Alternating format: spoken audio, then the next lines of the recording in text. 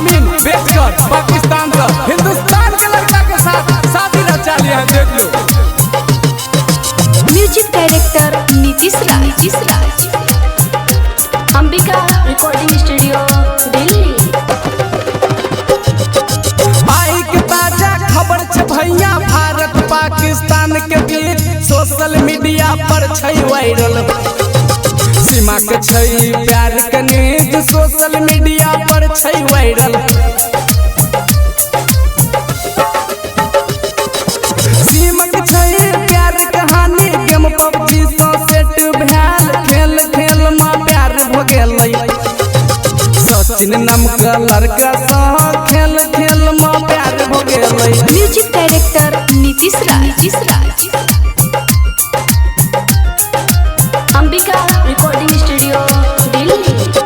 शुरू भ गेलै व्हाट्सएप चैटिंग, प्यार कर रहे भूत सवार। आग लगल छै दुनू के दिल में, करत रहे पहले से प्यार। आग लगल छै दुनू के दिल में।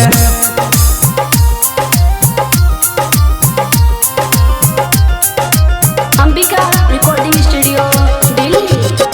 सचिन से रहे भारतवासी, सीमा धरती पाकिस्तान। 4 बच्चा के मम्मी होकर दिल अपने मन मानी। 4 बच्चा के मम्मी होकर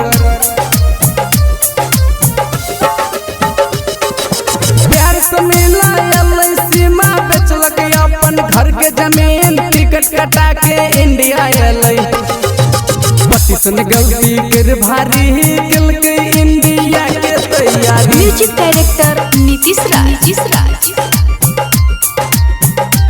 Ambika recording studio Delhi. Ticket न मिलने इंडिया का ता सऊदी के ललके कटाए। सऊदी से नेपाल आ गेले, वही सचिन के ललके बुलाए। सऊदी से नेपाल आ गेले।